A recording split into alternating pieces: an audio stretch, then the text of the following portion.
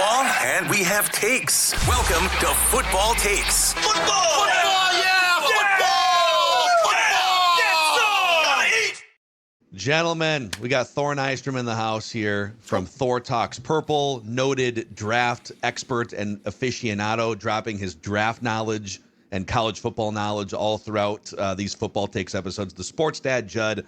I am Phil. And here in spirit, our friend Dickey's Barbecue Pit in Eagan, gentlemen, where not only did a couple weeks ago we have a great catered work luncheon from Dickey's, but our guy Sam from our marketing department here at Score North and I went down and hung out with Tom at Dickey's in Eagan on Friday. Dude, that place was packed, and I think it was packed with Purple Daily audience too. I think we were in the corner just plowing the different meat options for lunch on Friday. But if you have not stopped in to experience Dickey's Barbecue, go down there. Dickey's Barbecue in Eagan, 866-BARBECUE2 for catering. They will deliver right to your door. Order online, dickeys.com or 866-BARBECUE if you are into things like beef brisket, juicy pulled pork, St. Louis-style ribs, spicy cheddar sausage, smoked turkey, marinated chicken, and all the sides. Dickey's Barbecue Pit, Texas-style barbecue. So, gentlemen, we are 1 week away. We're sending Thor down to the NFL Combine next week. We're 1 week away from the Combine, which I know for Thor, he gets excited about the 3-cone drill. Judd and I get excited about the drunken rumors that come out of, like, the steakhouses down there. So it's about to pick up here in the NFL over the next several weeks, boys. Yeah, because it's not just, the big start of the pre-draft. I mean, all eyes are on Indianapolis for that. But then also that is when you start with your tampering, right? And so it's all the agents talking to all the teams. Everyone is in town there, and that's where you start the free agent negotiations. That's where you start the trade negotiations. I mean, this is really when the football season begins in earnest, is the NFL Combine. So, yeah, I can't wait to be down there. Most important question I've got is for players, coaches, and press, what's your elbow tilt like? Because you're tilting that as you drink all of your beers or mixed drinks. That's the most important thing. Yeah, so, find out. I'll have a scouting report of all the media with regards to that. And don't forget to keep your eyes on. I believe it's between the stadium and the convention center. Keep your eyes on that Starbucks on the second floor because that's where we got the Jordan Schultz, Ian Rappaport. That's right. Damn near throat. I mean, the Combine is cutthroat. It's awesome. So there's going to be a lot of things because if that had come to blows, I would have wanted our guy Thor to be there with his phone recording the entire thing. Wasn't Jeremy Fowler awkwardly just kind of standing there? I think he was, yeah. Well, yeah, I mean, they're always kind of, it's like, it's sort of like, that scene in Anchorman where it's like they have the fight scene and it's all the news anchors from, como están? I can't say the other word, but that's sort of what it's like with all those insiders. And I don't really get that world, because it's like, oh, I broke that, but then you didn't, like that sort of stuff. And they get into disputes kind of like that. But yeah, they're all with their, can I get the single latte with 2 scoops of, and then it's like, hey, Ian, you didn't credit me for, or like whatever. It's just absolutely great. I love it, dude. Thor's going to be our eyes and ears on the ground. Judd, why don't you start us off here with a football take of your choosing? Fire away. So I actually came up with this list while watching hockey on Sunday because I was thinking to myself, I need a list of coaches who are on hot seats.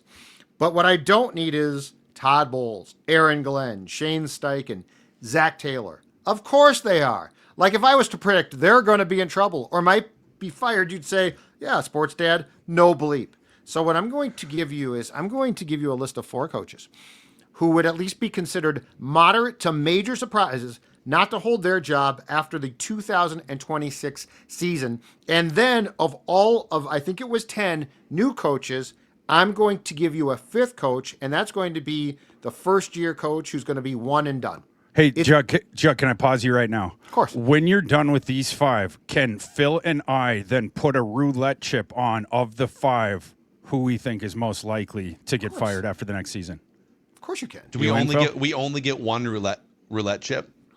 Okay, yeah, that's It's up to Judge. Judge's game. Okay, Yeah. and then we have to put it on different coaches. Okay, done. Okay. So here's my 4. Hey, didn't see that. A little bit of a surprise. I'm going to start with 2 that I think for true football fans, you would be surprised. You probably wouldn't be shocked. And then I'm going to get more shocking. So like, I think by the last one, you're going to be like, no way. And I'm going to say yes way. All right. Okay. So number 1 on my list. So I'm going from, in my opinion, the least shocking to the most. Number 1 on my list, Nick Sirianni, Eagles. Okay, so Oh yeah. he won a Super Bowl a year ago. The Eagles, despite another year of drama and soap opera and issues, went 11-6. He has been to, as head coach, 2 Super Bowls. They made the playoffs this year, wild card round, ousted by San Francisco. But he's always around drama, and he seems like a shelf life guy. Like at some point in time, you can't, and it's not just like one season. It's different people, like his OC, right? His OC got his house, I think, egged or something this year. They fired him. I think he's with the Dolphins now, but it's not his fault. There's always something. Sirianni like invites people to hate him. He invites drama. I don't know that he runs a program where you're like, this is my guy for 10 years. I could easily see him, if the Eagles slip up, or heck, perhaps if they don't, just wearing out his welcome. So he's on my list of, oh, wow, he got fired. I love this one. Yeah. And I love how you set that up with he's Sirianni fits that wears out his welcome designation. Like that's just sort of who that guy. It reminds, an example of this from college football. Y'all remember Tom Herman, the guy that he coached at Houston, and they had a couple dominant seasons. Then he went up to Texas, and they were okay, but he got fired after 3 years. I think he went 8-4 every single year. But during the Texas years, he did some weird stuff. There was a bowl game that Texas played against Missouri, and Missouri, their quarterback at the time was Drew Lock. I went to Kansas, so there is no predisposition here for me to like Missouri. It's the exact opposite. And yet, when Texas was winning that game, Drew Lock in college, he had some kind of celebration after touchdowns. It was something like this. Some weird. He did he put his kind of hands in his pits, and he kind of, I don't know if he's trying to be a bird or like a swashbuckling kind of thing. Yeah. Well, anyways, after one time when they intercepted him, Tom Herman is running up and down the sidelines like this, and he's looking even at his players and he's preening with his face. There was stuff like that where it's like, Tom, what are you doing, man? And you see, you wore out the welcome really quick. I think that there's parallels there, and we've seen other guys like this where they can sort of, hit the sun, but then maybe they go a little bit too close to the sun and then fall back to earth. And Sirianni, I think that's points well taken there. Yeah. It's I always feel like we need a hot seat index, like a 1 to 10 scale here. And despite the fact that he is less than 2 years removed, he's 15 months removed from a Super Bowl championship. Or 12, actually, right? Because it just happened a year ago. Yep. It's like an 8. It's like an 8. Like if they start 2-4, they trade A.J. Brown because they think that's going to solve all their problems, and they're 2-4. He could get fired before Thanksgiving. Agreed. If they start less out than poorly, 2 years after winning a Super Bowl. That's a good one. Because then there's it's gonna be in the media, and it's gonna be in the locker room, and then there's gonna be snipping at each other, and it's gonna become obvious, if that's the way it ends up going.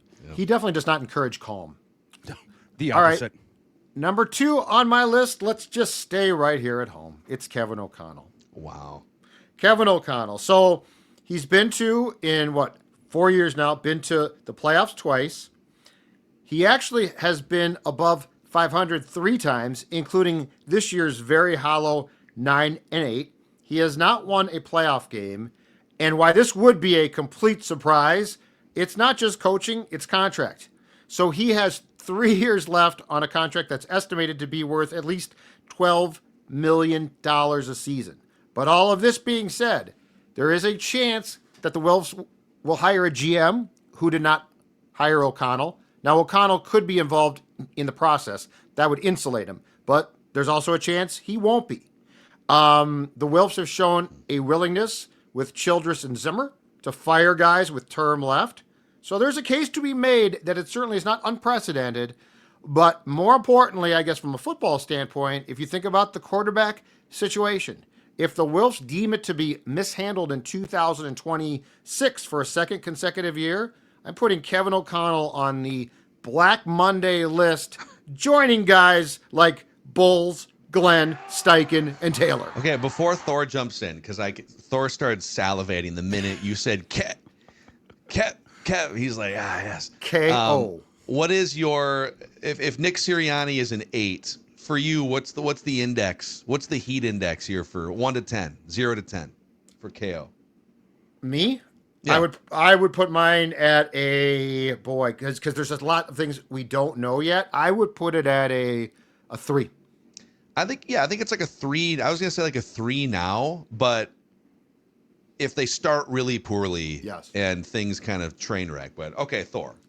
Go ahead, react. Yeah, I mean, you're heading into year 5. Not only have you never won a playoff game, you've never been remotely close. And then the quarterback that you watch walk out the door, obviously he wins the Super Bowl this year, and the first top 10 quarterback pick in franchise history. You spent your last season impugning him, and the lack of development there, lack of offensive continuity. You didn't want to change your Madden playbook. You don't want it because it's dumbed down if you modify it whatsoever. There's concerning things there. And if you get through year 5 and you haven't won a playoff game or you outright miss it, this is a serious discussion. Absolutely. And over the past year, there's been some things about Kevin O'Connell that have surfaced where it's like, new kind of things where it's like, I don't know about that. And if you can't develop your quarterback, if you can't adjust your playbook, but you're supposed to be a quarterback whisperer, offensive guru, what are we doing here? You got to prove something this year, Kevin. Yeah, I feel like it is perfectly reasonable to expect a playoff win at some point in the first 5 years, especially for a franchise that should have goals well beyond that, like winning the first Super Bowl in franchise history. I also feel like maybe we're going a little far. Criticism warranted, things to poke at warranted. He also did create a football culture that produced 14 and 13 win seasons without super high level elite quarterback play, at least track record going into those seasons. And so I'm really it's a 3 or a 4 for me for now, but it does get interesting now that the general manager has been fired. And the expectations are as high as they've been since Kevin O'Connell got hired in 2022. Well, and I think that's the big thing there. I think that Kevin O'Connell, who is so good at PR and sort of, weaving his way through his professional life up till this point, might have made a mistake with getting rid of the fall or being, that whole thing. And then the fall guy's gone. Now there's no guessing about where the decisions are coming from, right? And so the lack of development and the lack of depth that maybe you could inoculate yourself from criticism of, because it's like, it's the broken pieces I was given. It's the fault of that. Now that excuse is gone too. And so now more of the attention is going to be right on you. I think that was a mistake, probably, because Kwesi was feckless in that building, anyways. As we've talked about. So I think that's going to end up being a mistake. On O'Connell, I would say this: O'Connell is on. If O'Connell is a pot on the stove, he is on the back burner, and it's at a very low right now simmer. But you're keeping an eye on it. Yeah. You're okay. Sirianni, you're trying to boil water, but it's not. When your wife says, "Look at the water. Is it boiling yet?" And you're like, "Not really, not yet." That's Nick. O'Connell's just on that back stove. Yeah. You're keeping it warm, but you ain't turning that thing up yet. Okay. Yeah. Sirianni's where there's the bubbles on the bottom, but they haven't gotten to the top yet. Exactly. Yeah. Perfectly. You just threw some salt in to expedite the process. The boiling process. 100%. Right? You got the pasta right there, and you're like, "Damn, I wish it would boil." All right. Yeah, and then you're looking for your pasta sauce and wondering, should I go with a marinara or something that's a little What's chunkier? What's the expiration over here? date on this? February 2008. I don't think it's good anymore. I'm going to run to the store and get some new pasta sauce. And so then you go to the store, and now you find yourself maybe hungry for something else. Or you run right into my next guy, because I'm sure he loves to eat. That's Dan Quinn. Washington Commanders. Already. Oh my God. But yeah, exactly. So he takes the job, and Jaden Daniels immediately pops. Great season. You go 12-5. You go to the NFC title game. The Commanders do against the Eagles. Nick Sirianni, where the Commanders lose. But I'm sorry, as you head into the offseason a year ago, my God, the Washington Commanders. You led them to the NFC title game. How great is that? Well, it's funny how the script can flip, because this past year, Jaden Daniels plays in 7 games. He's hurt much of the season. Your team goes 5-12. You fire your coordinators, both on offense and defense. You're a defensive guy, and as I recall, your defense was not good, which is going to be held against you because Jaden Daniels has nothing to do with that. And at 5-12, I think you enter 2026 far more in the jackpot than might be fair. So Dan Quinn, Commanders, Black Monday next after the 26th season. I think he's at least a candidate to be a surprise firing. Yeah, I think low key the temp is hotter on Quinn than people may look around and think. When you have to clear out your coaching staff, your assistants after year 2.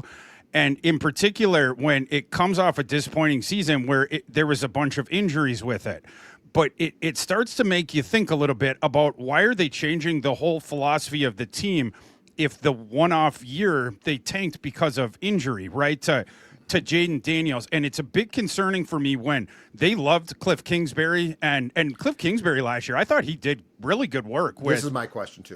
What the offense ended up becoming. Remember the cool things he was doing for Marcus Mariota and trying to carve out, drives and stuff like he was going deep in his bag of creativity.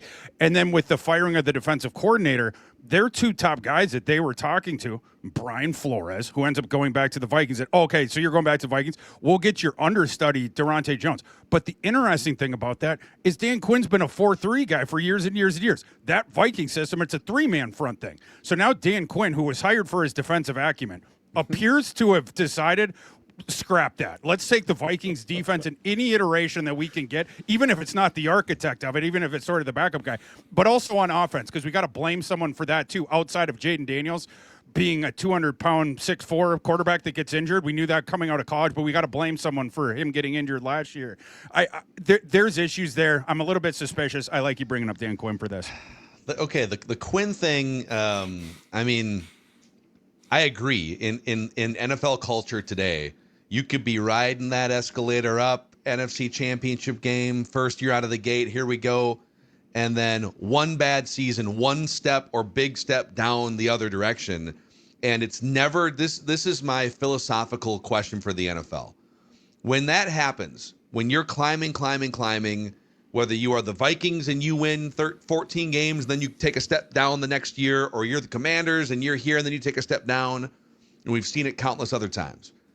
It's never just regarded as, oh, well, that sometimes happens in football and life where it's not just going to be a linear trajectory up to the right. You're going to have some steps back. And the first reaction is, step back. Someone has to be put on a hot seat and fired versus allowed a chance to figure it out over like 2 or 3 more years. And that's how, by the way, you get 10 out of 32 head coaches fired in one cycle, a third of the league this last year. So now Dan Campbell will probably show us if things are a train wreck again for a second year and you're a 4 or 5 win team in a gettable division.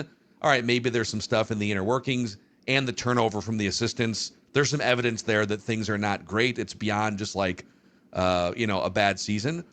But that is the thing that happens in the NFL that I think is wrong, where your first instinct is to fire a potentially really good coach because of a bad season and not give them a chance to work their way out of it. We just get mad and go get the next guy who's probably not as good as Dan Quinn. So that's my only pushback on this one. It's more my opinion on what it should be versus what it is, because you're right, he's probably on a hot seat. The fact he cleaned his coaching staff out concerns me. Yeah. But do you think that was like his decision, or was it pressure from, there was those reports about Cliff Kingsbury, not getting along with the general manager, which sounded like But if that came from up top, that means that the GM is involved to a large extent, and that means that Dan Quinn is next. So if the Commanders don't come back and have a good season now, okay, then the owner is going to go to the GM and be like, what happened? He's going to be like, the head coach, we got that wrong. Like, it's dysfunctional as hell.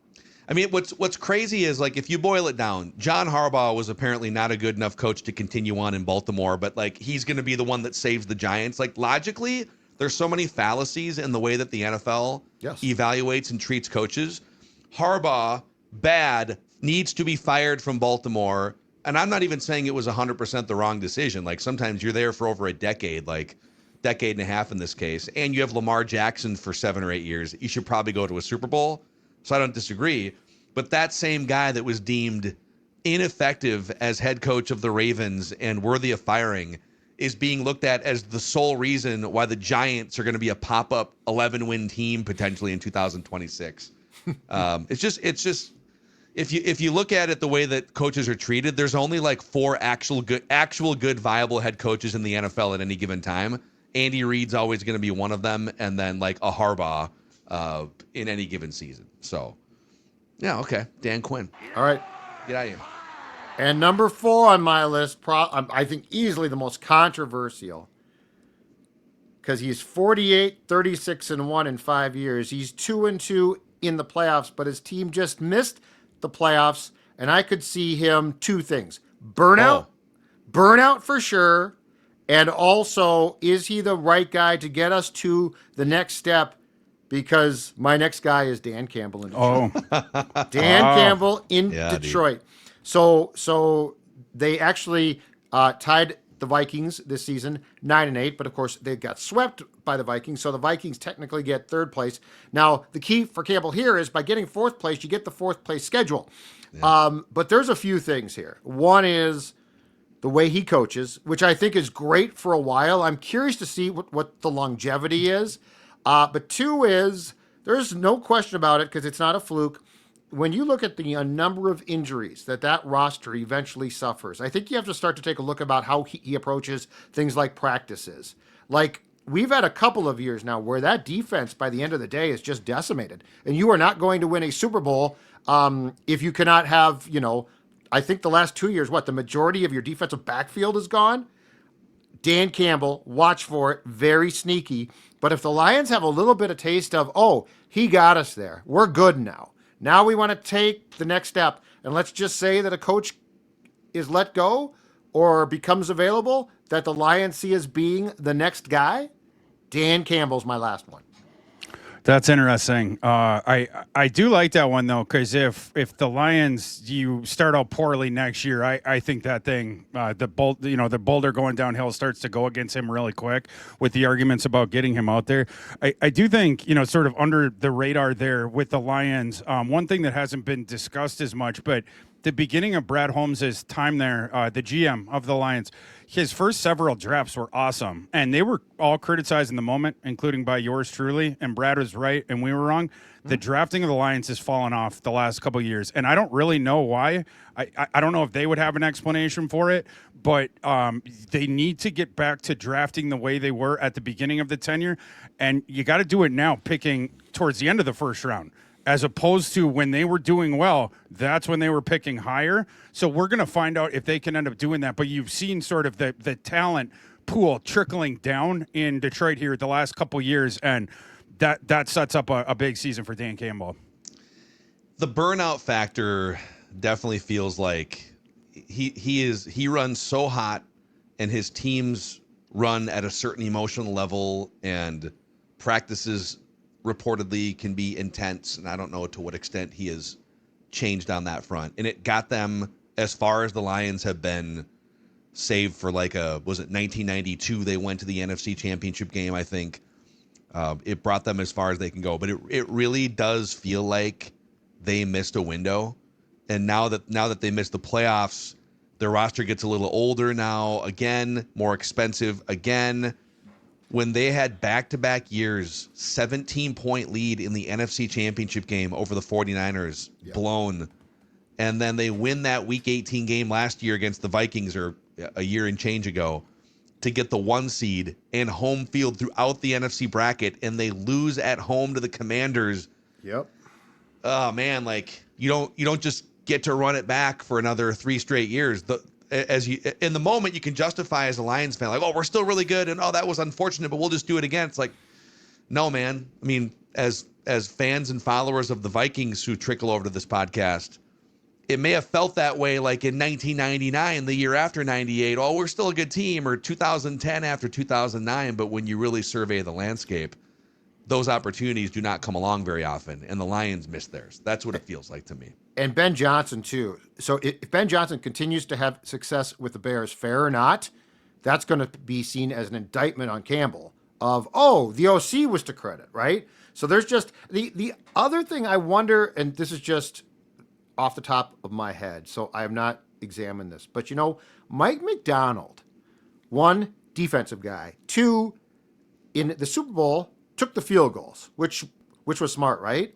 Mm-hmm. Are we gonna spin a little bit away from the overall swashbuckling go for it when it seems silly on 4th down? I mean, when you have a badass defense, because I actually think when you have a badass defense, you should go for it more often because you trust your defense to hold the opposing team to a field goal. I'd be curious what Thor thinks about that. But obviously the Seahawks showed multiple times this season that just like getting points and kicking field goals, even if the math suggests that going for it, they'd rather just have the points because they felt like their defense was going to hold teams to 17 points or less every week. So. I think this is a great topic for how analytics can make smart people dumb sometimes. When you use it as the truth across circumstance, across year, across the situation that you're in, just as the gospel. Think about it as NFL draft, right? That's my world. The trade charts with it, right? The trade charts don't change from year to year. The same is going to be for the first pick, and whatever trade chart you use year to year, it's the same thing. But when you get into a specific draft class, it is going to have its own strengths and weaknesses. Some of them, you have a bunch of blue chip guys at the top, and then it falls off really quick. Sometimes, like this year, you have very few blue chip guys at the top, but then maybe the depth of it up till a certain point is quality-ish, especially in particular position buckets. And so really you should be adjusting your trade charts based on the quality of the drafts and what you need, et cetera, the points of them. And then also when you're on the clock, if you sense a situation of someone, well above where the slot is now that has fallen down, that you can maybe pay, an extra charge. Now we're talking about circumstance with regards to that and sort of modifying when it's appropriate to modify it and not to use it as the law. I think the same applies to this, and same applies to a whole bunch of things, but it's when guys take that's the law, and the circumstance doesn't matter because I got told by the law to do this. When you're in, I'll give you another great example from the playoffs that I just could not believe it, was when the Broncos, remember when they got deep into territory, the AFC Championship game, and then they went for it on 4th and 1? Yeah. And it's like, a blizzard is descending on Jarrett Stidham, and you don't think 3 points is valuable? But if you look at the math charts, Thor, if you dig into some of the math statistics here, kick a field goal, dude. I think with that defense and at home, and knowing that the snow's already started and it's only going to get worse, 3 points is going to be so valuable in this game. But the trade chart, it doesn't know if it's you're playing in Siberia in the world's worst snowstorm or if you're playing in a dome in Miami or something, right? It doesn't have that context of the strengths and the weaknesses of both teams too, game flow. This isn't to say go back to vibes, right? And like, oh, what I feel right now, that's what we're going to do, right? Like the Dan Campbell thing. But you have to figure out a way to use the guidelines of what analytics or trade charts, or use them as that. They're a tool to help you. They're not the law, right? And there's times where you need to be able to recognize the factors that system cannot in the situation, the moment that you're in, and also bring your brain into it to modulate those percentages a bit. And if the Broncos had done that, they would have kicked that field goal. They would have been playing in the Super Bowl probably, right? In the same case like we're talking about here. You want to know the irony, too? We talk about the Seahawks having the fewest conversions and attempts on 4th down. You want to know who had the second fewest conversions on 4th down this season? Vikings? The Denver Broncos. Oh. Oh, wow. Yeah. So the Denver Broncos all season long said to themselves, we're stingy. We got a great defense. And our logic there is going to be punt the ball, make them go an extra 40, 50 yards against our defense all season long. We'd rather either punt and take the yardage or kick field goals and take the points, because that's what we believe in, until the biggest moment of the season. And they decided, Sean Payton laid it out and said, I just thought that getting up an extra touchdown there was going to be the difference in the game. It's like, turns out the field goal would have been the difference in the game. Yeah, and there's so many circumstances that should weigh in here into that decision, right? But like opponent quality as well. Like if you're the favorite, then you ought to play these things a bit more conservative, right? Because the law of averages would say the rest of the game, you're going to leverage the other team by X amount. If you're the underdog, you ought to be apt to be way more aggressive, right? You're the one who's trying to overcome your sort of circumstance, and getting fourth down conversion, stuff like that, is one way that you can try to game your way there, right? But again, those percentages in those blue bucks, they don't change depending on the coach looking at it, depending on the team that it is involved, and the circumstance of the moment. That's where the human element has to come in, and not just look at it as this is the gospel. And this is coming from an analytics guy, right? But you use those to try to help out your decision-making processes. It's not to pretend that the ocean of data is represented by this one specific mid-January situation that you're in with a blizzard descending in Denver, Colorado, when you need 3 points. Since we're down this rabbit hole, and hopefully Dan Campbell is listening carefully here, because his job might depend on this conversation right here. But what's funny about football analytics, and I am also a longtime analytical guy, almost to a fault in the way that I pound on the table, baseball, basketball, football on these podcasts. But football is a world of small sample size. In any given game, you might only have 8 to 10 drives of sample size. In any given season, you might only face like 25 fourth down decisions, like 2 per game. And so like even some of the data that we're taking as gospel in football is probably too small of sample size to actually lay down as law anyways. And that's where the healthy balance comes in. Like generally the league was probably not going for it enough for a long time. And now there's probably some guys that need to, as Thor would say, mix in a water once in a while and just take your 3 points or punt the football and pin someone for a 90-yard drive. But the problem is they're then hired by guys who are completely blinded by, did it work? Because if it worked, let's hire a guy who does that. Yeah.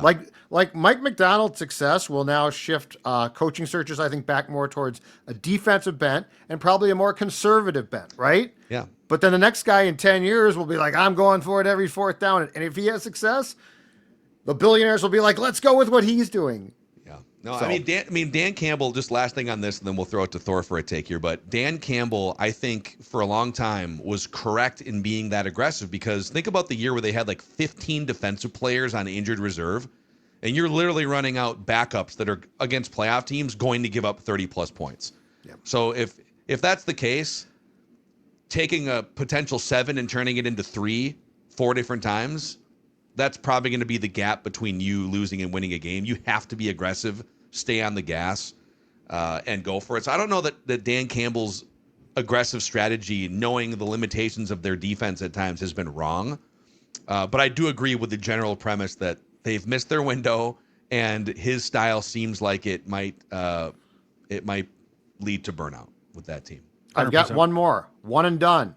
One and done. So who's going to be the coach who lasts, of the 10 new guys, lasts 1 year? This is as simple as it gets. Come on down, Todd Monken in Cleveland. So I was looking at this yesterday. Kevin Stefanski, God bless him, he lasted 6 seasons there. Won 2 Coaches of the Year awards. But before that, let's go back to 2009. Eric Mangini, 2009 and 10, fired. Pat Shurmur, 2011 and 12, fired. Rob Chudzinski brought in for 2013, fired. Mike Pettin, 2014-15, fired. Hugh Jackson, 16-17, gets part of 18, fired in season. Greg Williams replaced him for 8 games. Does he got a chance for the full-time job? Hell no. Freddie Kitchens, 2019, fired. Cleveland, is a death sentence for a coach not named Kevin Stefanski, and I think Todd Monken will be one and done in Cleveland. This one reminds me so much of Lovie Smith with the Houston Texans in 2022, where the Houston Texans, that process, they're finalists, I believe, for the coaching job. I believe it was Brian Flores against Josh McCown, funny enough. And because of the lawsuits with Flores, they felt like they couldn't do that. And then you also really couldn't hire a guy who would never coach in the NFL and McCown when Flores is your other one in the lawsuit. It just got really complicated for the end at the end of their coaching search. So what they decided was, we don't know what to do. Let's just hire Lovie Smith, and it's fine if it's a short-term thing because we can fire him pretty easily. That's what ended up happening. The Texans, they went 3-13-1, I guess, in 2022. Then they fired Lovie Smith, and then the next season they were 10-7, right? And they had the good draft class with C.J. Stroud and Will Anderson. The Browns are also in this weird sort of limbo. Not only do good coaches not want to coach for them, but you have to get through 2026 before you get to the awesome 2027 class. I think they're setting Monken up. He's the fall guy who's set up to fail in advance. Cleveland doesn't want to win next year. Why would they? They can get to the top of the 2027 board, and then they can decide between Arch Manning, Dante Moore, Lenora Sellers, Julian Sayin, all these different guys. But you had to have one guy for that interim year. You think like all these young guys they were talking to, like Nathan Shielhouse and like all these like sexy young assistants, like the top prospects, for the next thing. Why would they have gone to Cleveland? So in that in-between year, we're going to get our brains beat in when you would prefer to lose anyway to get to the top. And now there's a shot that I could get fired before the Arch Manning gold pot at the end of the thing, before we even get there. And there's been rumors about Cleveland with big name coaches. If they got into a position where they could get a quarterback like Arch Manning, there's even was rumors last year about Nick Saban coming out of retirement, we'll see. But for the 1 year thing, you have to get sort of the patsy guy in. I'm sorry, Todd Monken, you're the patsy, and I might put my roulette chip on this one, frankly, over the other four. Good. I just think I think you're going to see a 2-15 season from Cleveland. You get the first pick, and now let's go out and get a real coach. Okay, yeah, let's do the roulette chip. By the way, the Manning family has nixed a top of the draft location before. Sure, right? have. With Eli. That happened in 2004 with Eli. Unapologetically. San Diego. So they did not care. That card was already submitted, right? And they were like, no, we're going to take Eli anyway. And Arch is like, he ain't playing there. So whatever you want. Yeah. I'm going to... Well, Thor, you go first. Well, you're taking Monken. You're taking Monken one and done. Sounds yeah, like, yeah, maybe going not, if it was Sirianni. the first one, then I might have to change because Monken ain't going to get fired during the season, but I'm pretty confident he's going to get fired in the offseason. Okay. Yeah. I'll put my chip on Sirianni. I like that. And if it was for first coach, if it was race to first coach, then I'd put mine on Quinn. Yeah, Oh, if they in start season? poorly, Yeah. it's okay. All right. Wow. Before we throw it to Thor here for a take, I have a take about a bank that I recommend for you guys. North American Banking Company, the official bank of the O-Line Committee in 2026. 6 locations in the Twin Cities for our upper Midwest audience here on Football Takes. And I can tell you, in getting to know the team at North American Banking Company, I've noticed a few obvious things. Very friendly, knowledgeable, actual human beings that you can talk to and ask questions to. They take the time to learn about you, your life, your family, your goals, whatever it is. And they value the safety and security of your account. So if you're looking for a better banking experience, North American Banking Company, nabanco.com/Mackey to learn more. Member FDIC, equal housing lender. Football. By the way, if you are new to Football Takes or haven't already, we just launched this podcast a couple months ago when our guy Thor jumped on board. And it's a clearinghouse for us to opine about things beyond the Vikings podcast that we host every day. So if you're consuming on YouTube, we're almost to 3,000 subscribers. Click that subscribe button and the like button if you haven't already. And over on Apple and Spotify, where you can listen and subscribe on those platforms, a 5-star rating and a positive review go a long way as we head into draft season to build this new podcast. So thank you guys. Thor, give us a last football take here for the road. Well, we were just talking about analytics, and analytics in football, they've been notoriously difficult to sort of pin down because it's difficult to unspool one player on any given play from all the other 10 guys around him, from the play that was called, the concept, from the defense. Sometimes you don't even know what that person's assignment was, so maybe it didn't look like a good rep, but maybe that's what he was supposed to do and all this different stuff. And so it's hard to get in football an accurate gauge of player value with a one-size-fits-all metric analytics in the same way as with baseball. What Bill James, what you're looking for with analytics, it's to have a predictive power of the number that has a correlation to the future, right? Where it can improve your odds of suggesting this guy's going to hit it better, is going to be better next year because his batting average on balls in play, and these other things that you can point to. You can't really do that in football because baseball it's a individual sport masquerading as a team sport, whereas in football you cannot unspool it. And so for years we've been searching for like this Rosetta Stone of how do we do it if there's no individual stats in football that we can take out where it's not going to be noisy in terms of their ability to predict the future. How do we ever get there in terms of this? I think we're going to see it here in the next couple of years. AI is about to change the sport of football forever. How do you unspool the one from the other 10? And how do you start to contextualize these things within a play and then start assigning value to a player for what they did inside of a play where it goes outside of the counting stats, because the counting stats don't tell the story. The guy that made the play a lot of times facilitates, on defense, could facilitate the sack for another guy or a tackle for another guy. It's not the guy that actually blew the play up. AI, I think, is where we're going to get there, where all of a sudden you will have a system that can track every player's movement on any given play and start to put percentages on what was your middle linebacker, what was your percentage you over the ocean of data at this depth on this running concept that you should have made this play. And did you end up making it, right? And then, over the course of the full thing, now we can start to nod at a real player value. It takes something like AI looking over game film and quantifying guys like that for us, I think, to take the next step here. But that's where I think it's going. I think AI is, we talk about AI and all these other sectors of life. I believe that it is on the precipice of changing the sport of football forever. And I think we're going to get some wild innovations to the game coming up because of it.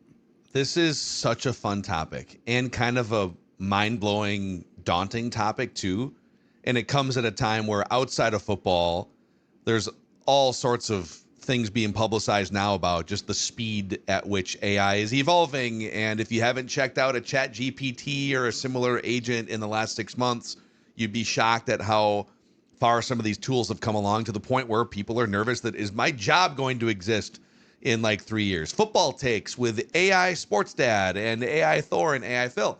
But like, in the context that you bring up, offensively, for example, it's so hard to figure out if the Seattle Seahawks or our Minnesota Vikings, I was going to say call a run play. That's laughable for the Vikings. So we'll say if the Seahawks call a run play and it gains 15 yards, well, statistically, the one person that gets credit for that is the running back. The running back just gained 15 yards on a run play. But why did the running back gain 15? Is that running back 15 yards better than another running back that didn't gain yet, And the variables involved are, like Thor said, so hard to parse apart unless you are meticulously studying every single play through like the all 22 lens with even additional greater context. So you call that running play, okay, was that the initial play called? Or were there two plays called, or like a check with me sort of alert, and it was the quarterback saw something. It was a pass play that he canned into a run play. Quarterback deserves credit, even though statistically you're not going to, for reading the defense in the right way. Or did the play caller see a tendency that developed throughout the game with the defense and say, you know what, if we run this, it's going to hit for a 15-yard gain? Or did the pulling guard clear out a linebacker around the edge and open up a big hole? Like, there's so many things that go into it. Like Thor said, if a pitcher throws a curveball and a hitter hits it over the fence, the hitter won that individual matchup. But it's never that simple in the NFL. And it's why certain quarterbacks can have inflated statistics, not because they're,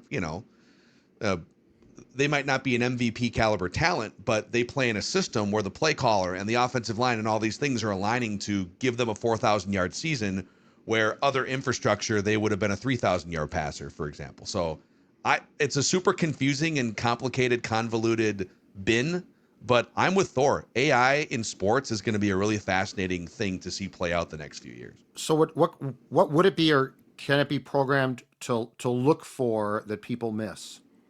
Well, both for the individual players and then, also for the, a more treetop thing. But with the individual players, you're sort of tracking and painting, let's say middle linebacker number 42, right? On this running concept, the first steps, how fast did it take for him to trigger?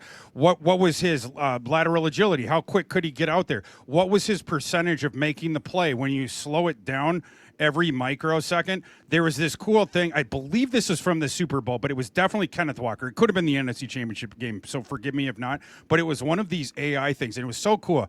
It was a running play where Walker, he's behind the line.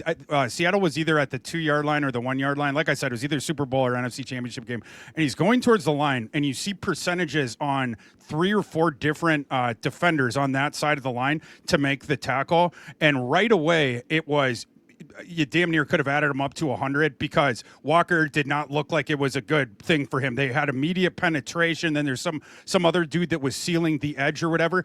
And basically with the footwork of Walker, like left, we're going to go, and now we're going to get lateral. You started to see the defender, their percentages plummet, where the one guy that now he goes to 0, the first guy through, because now Walker slithered out the other side.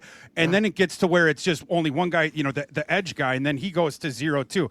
But all that sort of stuff, who can overcome their stuff, who consistently puts themselves in the best positions to make these plays, you can try to eyeball it on a guy. I can watch a full season of snaps, 600 snaps of a guy, but AI is going to be able to quantify those movements and his actual contributions to stopping plays or allowing more yards against a comparable replacement level player in his same position.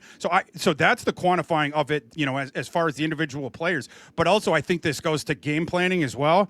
Dan Campbell might be served by having AI explain to him some of these different things of like in this spot with what I've looked over of all your players and then who's on there for the defense, everything. This would be my suggestion of that, as opposed to just sort of the vibes on some of these things. But I think it's both. And then you start to analyze that ocean of data and just start to make smarter decisions. And Judd, and I'm not an AI expert, but know enough to be dangerous and dabble in some different tools. A lot of it too is about the pace at which AI agents can digest bulk information in a way that humans can't. Like Thor talked about, you're a film junkie. You could fire up film and do your thing and kind of know what you're looking at, whatever. It'd take you hours and hours to pour through a player's film.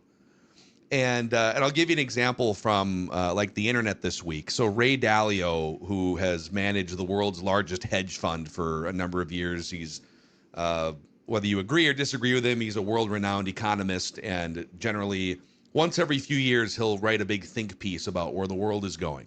And Ray took to the internet and wrote like a 10,000-word think piece about the world powers changing and the effects on the economies of the country that we live in the world.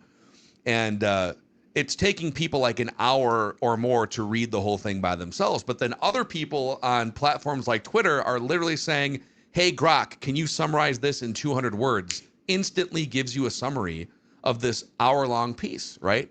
Now we could debate how accurate is that summary, and that will continue to be honed. But at some point, if it doesn't already exist, rather than having human beings pore over football film to bulk up their opinions on what they think they're seeing, there will just be AI agents that instantly take someone's entire career or a 3-year sample, this one position or this schematic, offensive strategy, instantly digest it with higher level opinions and information than you would ever be able to put together as a human.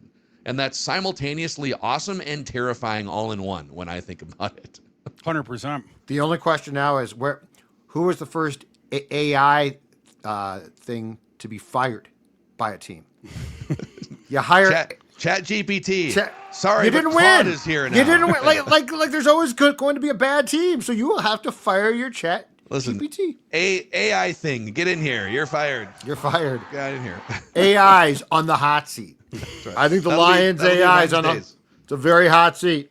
Wednesday's episode love of Football this. Takes. I think it's going to be more, it's just like with any industry, but I think it's going to be more like the organizations that won't adopt it. It's like in college football, Dabo Swinney. He doesn't want to acknowledge the presence of the transfer portal because he prefers to live in a time where it doesn't exist. He morally disagrees with it. Ergo, he will not use it as a competitive tool. Well, what have you noticed? Miami has soundly surpassed Clemson in the ACC. Florida State did it the first. They're just getting passed by everyone. And I think in the same way, the NFL teams or the companies outside of the NFL that don't adopt some of these new technologies, learn how to work with them.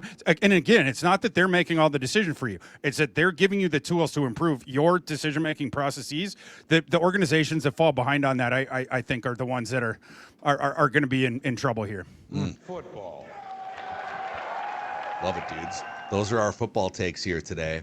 Thanks for hanging out with us. We're going to hit you with episodes on Wednesday and Thursday as well. Plus, if you need even more NFL content in your life, O-line committee dropping later on today as well. For Thor, for Judd, I'm Phil. And for all of you AI bots walking to the hot seat, Judd will have you fired soon You're enough. fired. See ya.